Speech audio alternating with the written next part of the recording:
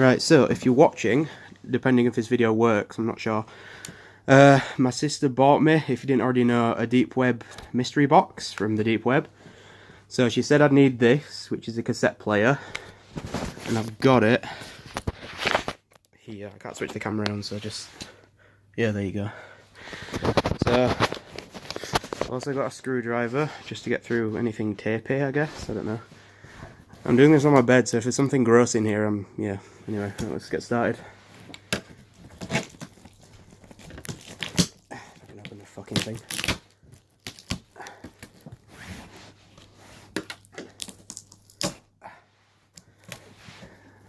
Be with you in a minute.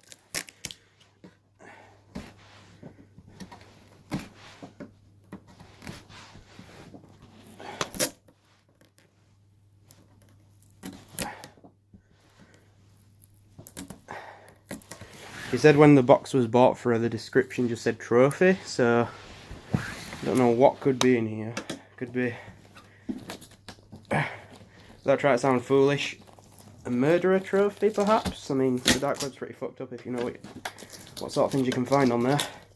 But it could be something innocent. Apparently it cost a fair bit, so let's see what we get. Right, I'm through the tape. Right. Some of them things.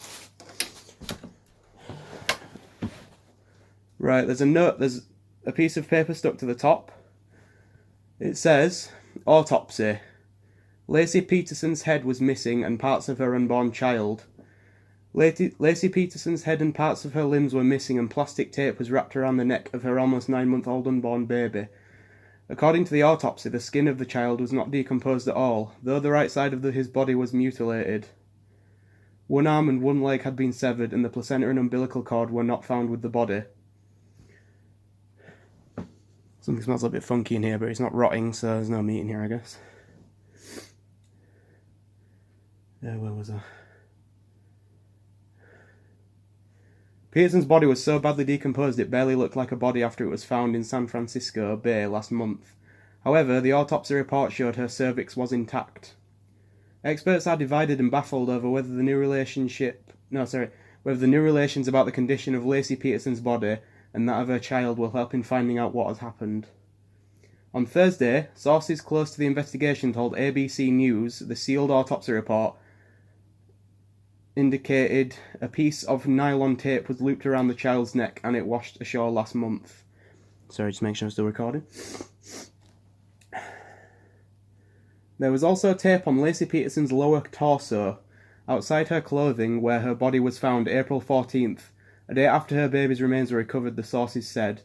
Forensic pathologist Dr. Michael Baden told Good Morning America that the limbs of the fetus were probably removed while Lacey was alive, and while the fetus was still inside her womb.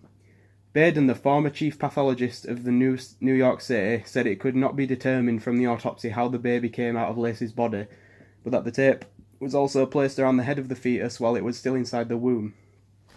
Sorry, I'm really fucking shit reading stuff. Well, aloud anyway. It does tell us that the baby was in the womb for many months after Lacey was in the water, and Lacey in fact protected the baby until the baby came out shortly before the bodies were found, Baden said. He said the tape on Lacey's body and the cement bag that was found washed up on shore near the baby could be important evidence.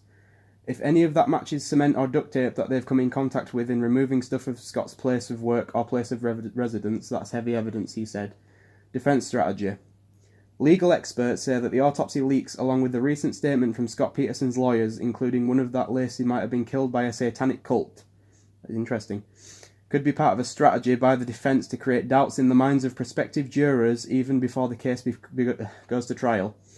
As for the autopsy report itself, it does not have to indicate a cause of death and to be a strong piece of evidence in a murder trial, even if it only comes one more piece from a circumstantial evidence. The autopsy doesn't have to have, for instance, a bullet wound in the head in order to know that if somebody threatens somebody, they have done things to them in the past. They make up stories to explain where they were supposedly on the night of the incident. People saw them going to the location. People saw them coming back, said law professor Richard Kling of the Chicago-Kent College of Law. However, because of the autopsy it does not say how Lacey Peterson died, the prosecution will still have some work to do to make their case, he said. Right, so that's one page down. Somebody is going to have to come in and testify what caused the death is ABC, blunt instrument, stabbing, shooting, he said. More significantly, somebody's going to have to talk about the manner of the death. Family outrage. The grisly new details could fuel speculation as to whether the baby ever lived outside the womb, which defence attorneys could use to undermine the prosecution's case against Scott Peterson. Lacey's husband and the father of the child they had planned to name Connor. The prosecutors handled the case said Thursday that since the autopsy was starting to be leaked to the media, the whole report should be released. They filed a motion late Thursday to unseal the autopsy. Kim Peterson, a spokeswoman for Lacey Peterson's family, said on Thursday that the family would trust the prosecutor's judgment about whether the full report should be unsealed, but they were horrified by the leaks of details from the autopsy reports.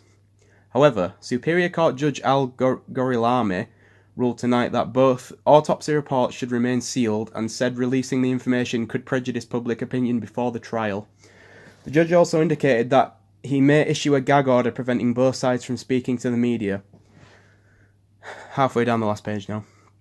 Unanswered questions. While the defence and the prosecution dispute what the latest revelation might mean, experts also appear divided. When asked about what the tape of the bodies might be seen to the case, Robert Pugliese, a law professor at the Southwestern University School of Law in Los Angeles, told ABC News Radio, "This 8-month-old fetus was the direct intended victim as well as the mother of the homicidal activities of the murderer. This is a clear indication that the state is perfectly justified, indeed I think obliged to pursue the double homicide case which they've already laid," he said. But Dr. Robert Goldberg, a forensic pathologist in Marietta, GA, said Thursday that there are a lot of unanswered questions involving the tape, making it too early to tell if it means the baby was killed or who the killer is.